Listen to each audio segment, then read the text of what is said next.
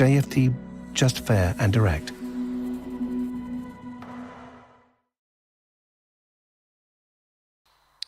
Okay, hello and good morning everyone. Welcome to JFD Traders Espresso with me, Darius Anucauskas. Today's the 29th of March 2022. So yeah, welcome everyone. Welcome to this Tuesday's morning session where we're going to have a very quick look at the markets, review the charts, the usual stuff. But before we do that, as always, let's quickly have a read through our risk disclaimers. So the content we produce does not constitute investment advice or investment recommendation. It should not be considered as such, and does not in any way constitute in any way constitute an invitation to acquire any financial instrument or product. As always, I'll give you a few seconds to read the rest, and we can continue.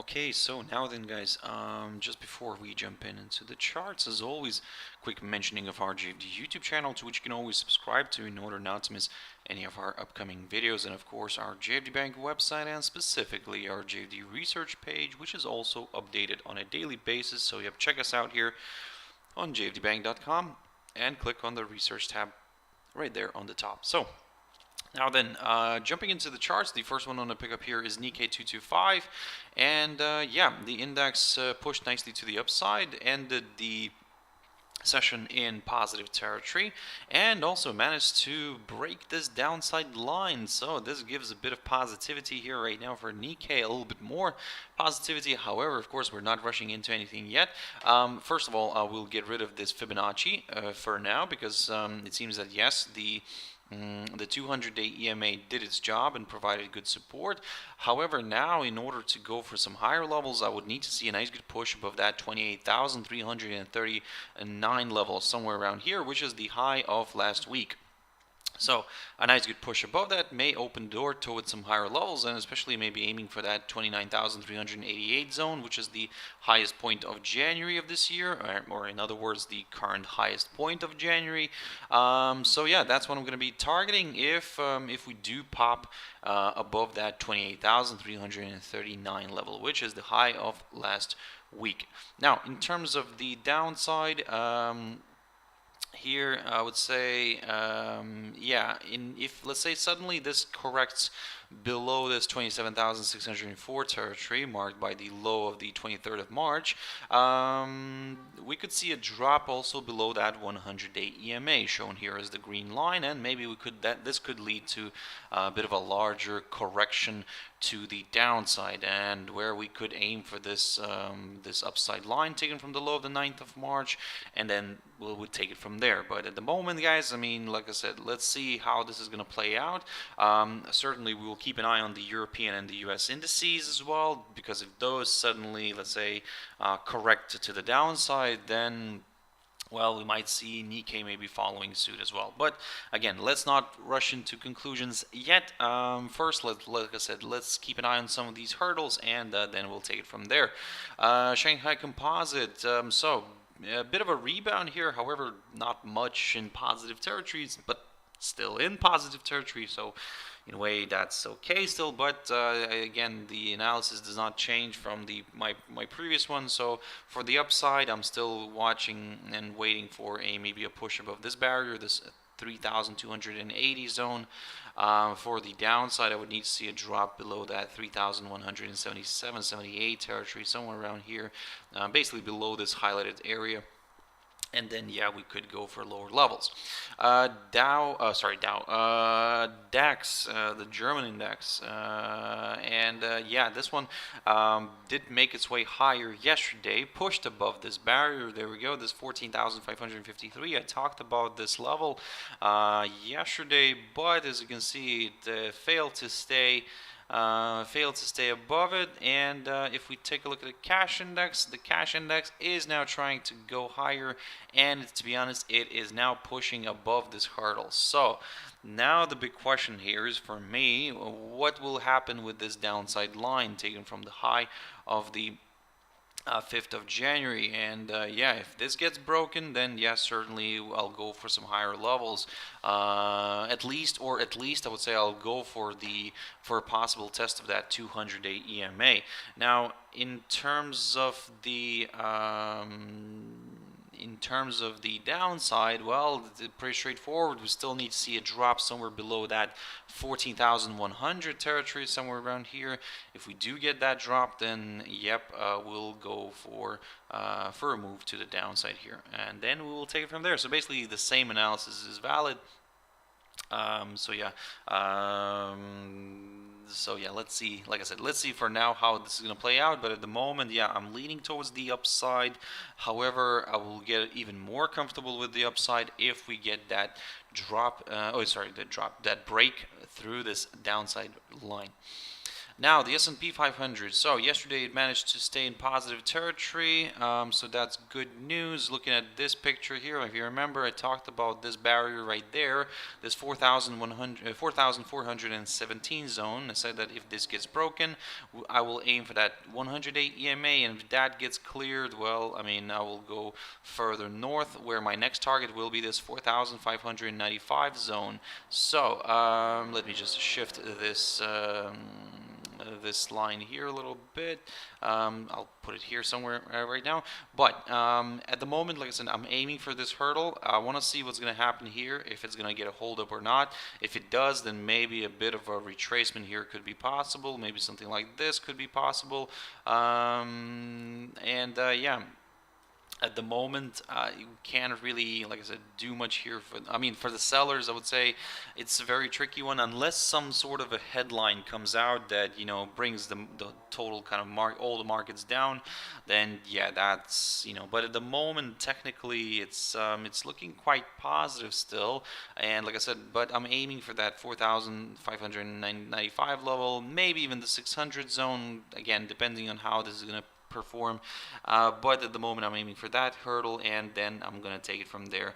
Yesterday in general, the markets kind of did initially bad, I would say. The first half of trading, half of the trading day, they kind of struggled, and they kind of dropped into the negative territory, but by the end of the trading session managed to get back into positive territory. Nasdaq was the biggest gainer, followed by the S&P, and then Dow. Dow didn't really gain way too much in comparison, for example, to the S&P and Nasdaq, but still, nevertheless, a gain. Here, like I said, the S&P, I'm aiming for that 4,595 territory, and then we will take it from there. Now, jumping into Dx5 Dollar Index. So, beautiful test. I mean, look at this, guys. I mean, I kept on talking about this, and I said that keep your eyes on this one. Maybe this will end up being somewhat of a range. For now, this is exactly what it is. We traveled higher, we tested kind of, or I would say, didn't really reach exactly that 99.42 level that I kept on talking, but to be honest, we got a nice kind of move higher here, where we tested the area near that hurdle. So, in other words, for now, I would say mission accomplished. Now the big question here is, for me, can we get a break through this barrier? Well, to be honest, I'm not going to rush into anything here yet. What I'm going to do here instead is I'm going to keep an eye on somewhere around this midpoint of this range, because if we fall back below the midpoint of this range, then I will go for the lower side of this. This range here. And yep, then of course we'll take it from there again, because if this gets broken, then maybe we could see a test of these two tentative upside lines. But again, let's not rush into anything. For now, I'd say yes, everything worked out perfectly here, so kind of mission accomplished. Now let's figure out what it could do next. And as I said, I will keep an eye on this midpoint, this area somewhere around that 98.62 level. A drop below it may lead to a test of the lower side of this range. For the upside, I would need to see a push above this 99.42 level, and then yes, more buyers could join in. Gold, guys, gold drifted to the downside, heavily to the downside, and initially I was kind of hoping to see maybe a stronger rebound here from this upside line, but to be honest, I think that's it. We can get rid of this upside line, no longer needed, and mainly we will keep an eye on this 1918 zone right here, which, as you can see, continues to act as a fantastic area of support. If this gets broken, well, guess what? I mean, further declines could be possible. However, my problem with gold right now is that it's oscillating around that 21-day EMA. So as you can see here, from around mid-March, it's just kind of moving sideways in a way, just kind of oscillating around that 21-day EMA. So yeah, that's not really perfect for me. However, of course, I'm trying to examine all the potential kind of ideas here. So one of the ideas here for the downside is, like I said, if we drop below this 1918 zone and we stay below it, then yeah, I'll aim for lower levels, initially targeting this 1895 zone, which is the current lowest point of March, if I'm not mistaken. Let me just double check this. Yep, that's correct. But if that gets cleared, certainly, yes, further declines are possible. So for now, yeah, if you're looking for some upside, well, this is where the fun part begins. I would say what you can do here is try to keep an eye on that 21-day EMA. If we pop above it again, we'll slowly aim higher. Like I said, the only problem here is that it may again drift a little bit higher, maybe find some resistance somewhere around here and then reverse back down. So that's why if you're looking for maybe a little bit more reassurance here on the upside, then maybe a push above this 1966 zone could do the trick. That's the high of last week. And yeah, if we clear that one, then more buyers could join in. Oh, just quickly, I had a stock heat map here open, but yeah, Tesla was a very good performer yesterday. I mean, if you're interested in stocks, guys, yeah, yesterday in general, consumer cyclicals such as like Tesla, your Amazon, those have performed quite well. Certainly the best performing sectors were consumer cyclical, technology, and real estate. The losers were financial, or actually I would say energy, basic materials, and financials in that kind of sequence. This kind of leads me to energy because it seems like whenever we have like a huge jump in in technology or in consumer cyclicals, then the next day it kind of falls, kind of reverses, and basically then, let's say if the energy was the biggest loser, then the next day energy will be the best performer. So again, of course that's not true all the time, but yeah, it sometimes does happen. So just a kind of something, food for thought for you guys if you're trading stocks.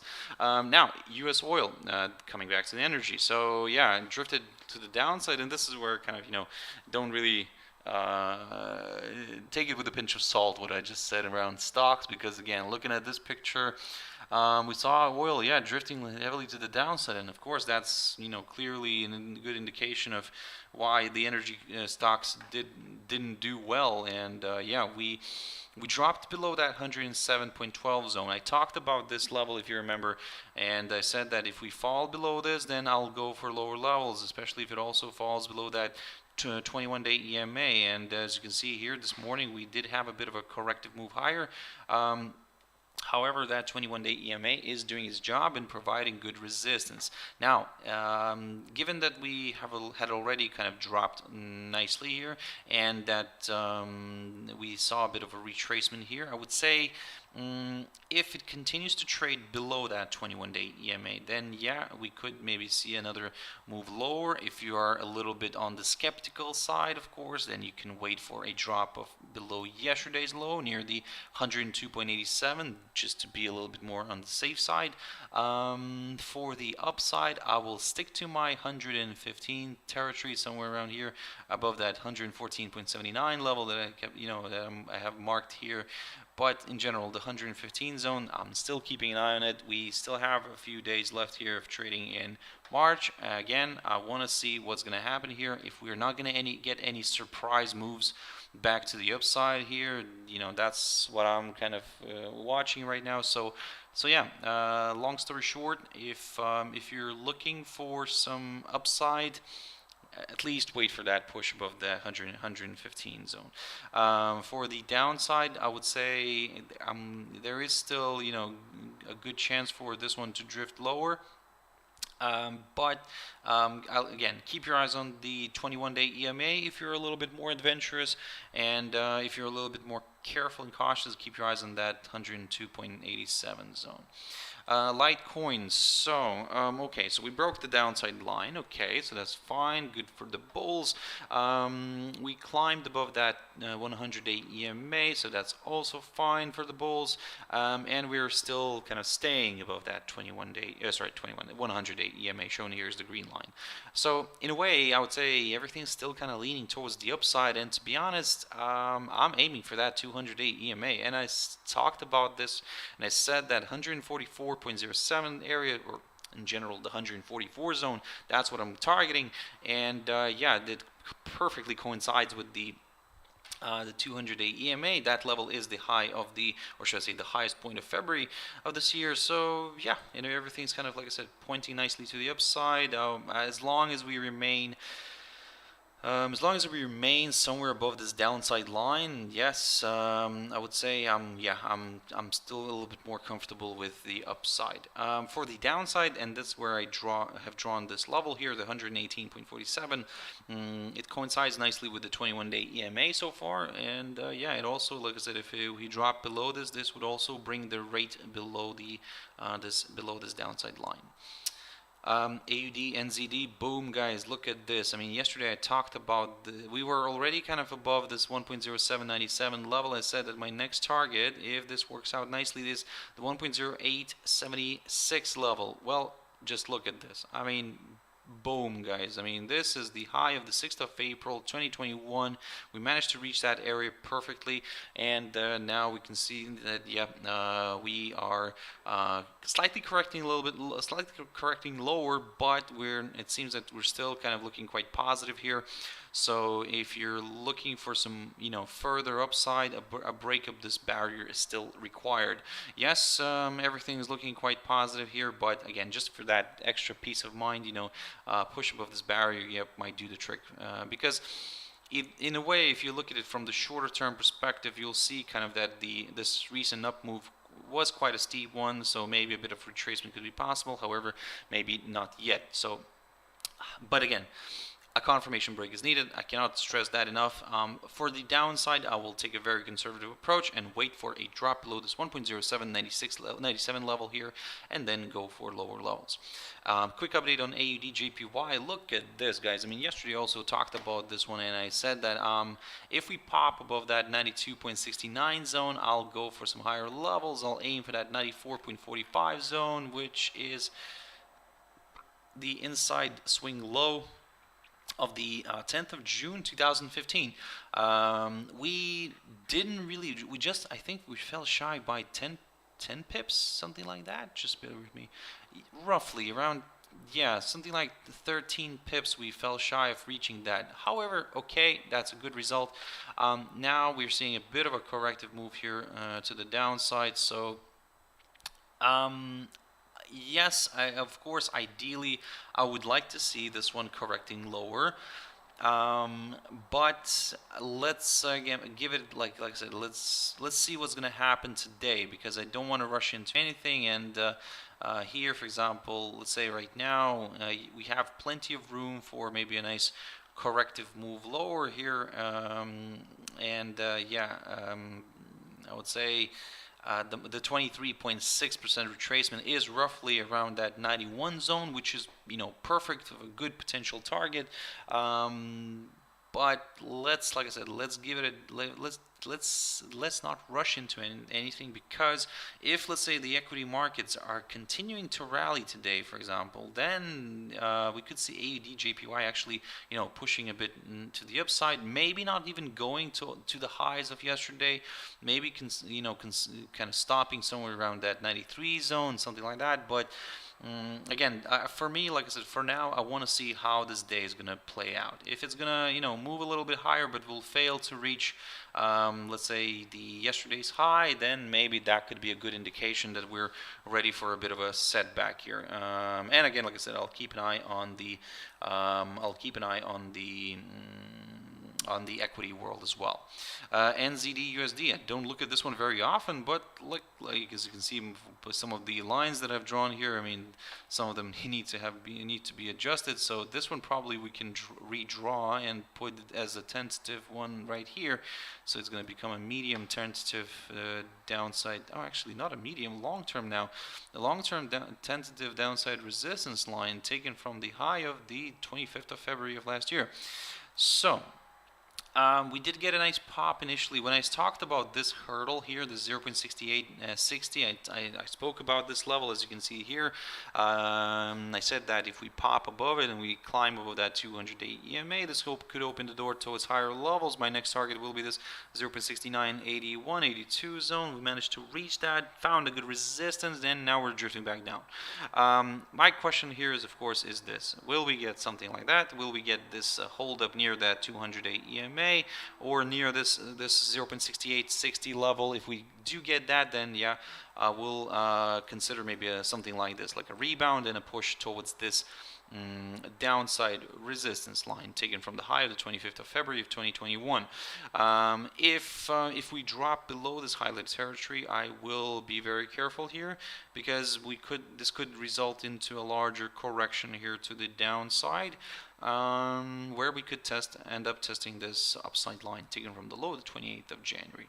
USD CAD, very quickly. So what am I I think it's my second least favorite pair. However, sometimes it does what I want it to do, sometimes it doesn't, but okay, it's part of the game here. And this one, USD CAD, you can see that, yeah, we drifted below this highlighted territory. If you remember, I talked about this last week. I said that if we fall below this 1.2587, then yeah, I'll go for lower levels. My next target is going to be this 1.2450, which we didn't really reach. Like, it's a little bit frustrating here. I mean, it was just a little bit left here, and no clear indication why exactly this level. So yeah, it's a bit of a.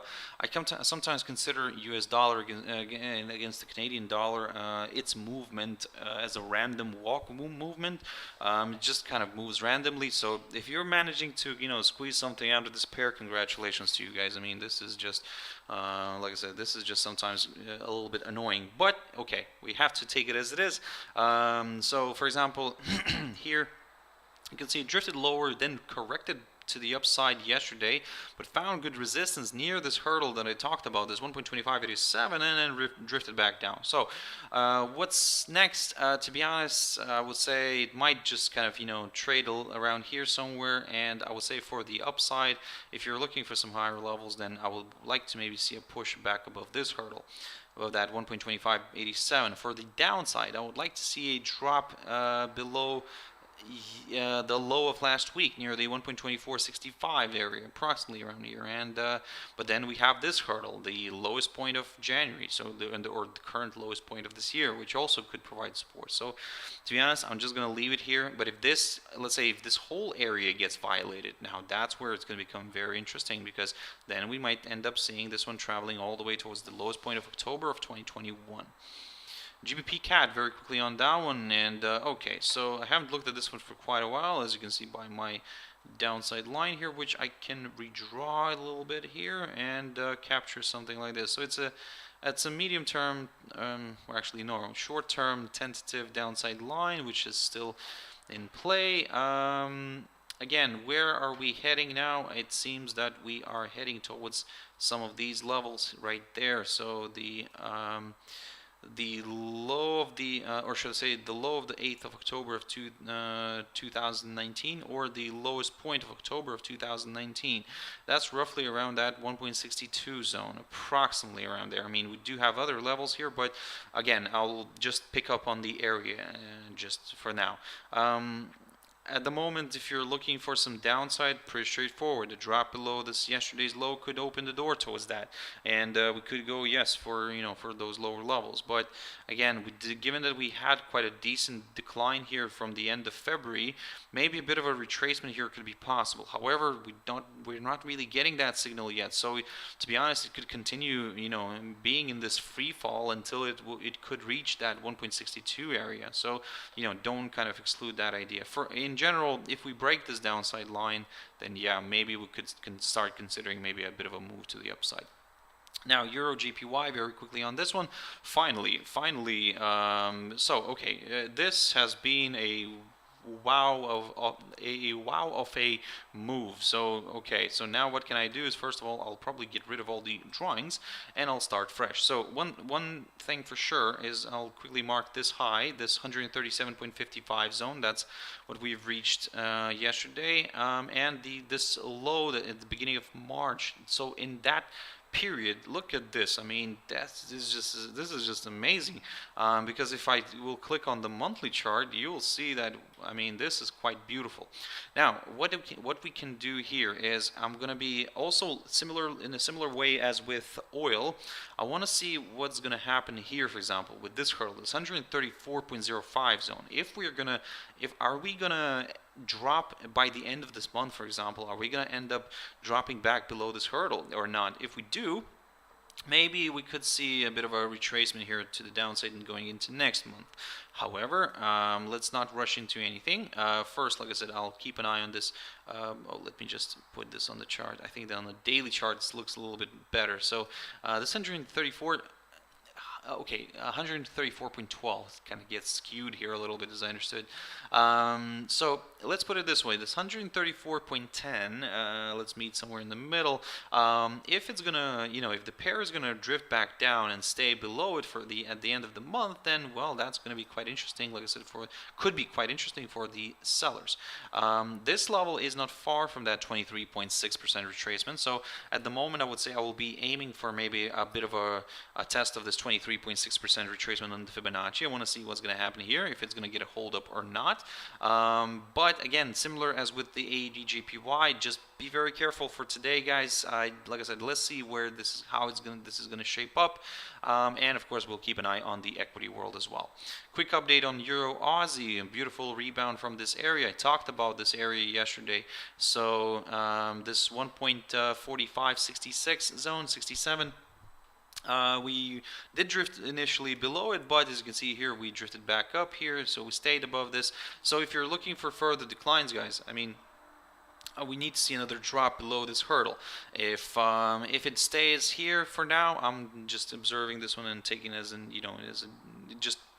taking a neutral approach.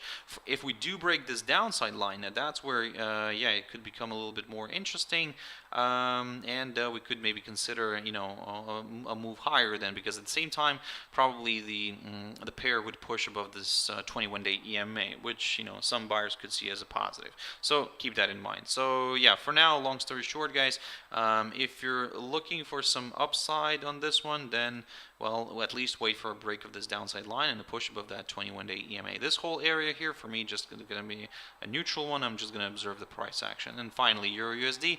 This one just is in love with that psychological 110 zone, and to be honest, I mean, I'm still watching this, and I'm still kind of, let's say, leaning towards the downside cautiously, but I need to see a drop below this 1.08 and 91 level in order to go for lower levels. At the moment, it's way too close here, and even if we do break this downside line, for example, and pop above the 1.10 or even the 21-day EMA, to be honest, I would prefer to wait for a push above this 1.1121 zone just to be a little bit more on the safe side. So guys, that's it for this session. I'll have to quickly wrap it up here. Thank you very much for watching and listening. I really appreciate your time, guys, your views, your likes, your comments. I really do. So if you want to catch me tomorrow morning, as always, at my Trader's Espresso, that's 6 o'clock GMT time. For now, have a wonderful trading day. Stay safe, have your stop losses in place, and everything will be fine. So thank you very much, and bye-bye.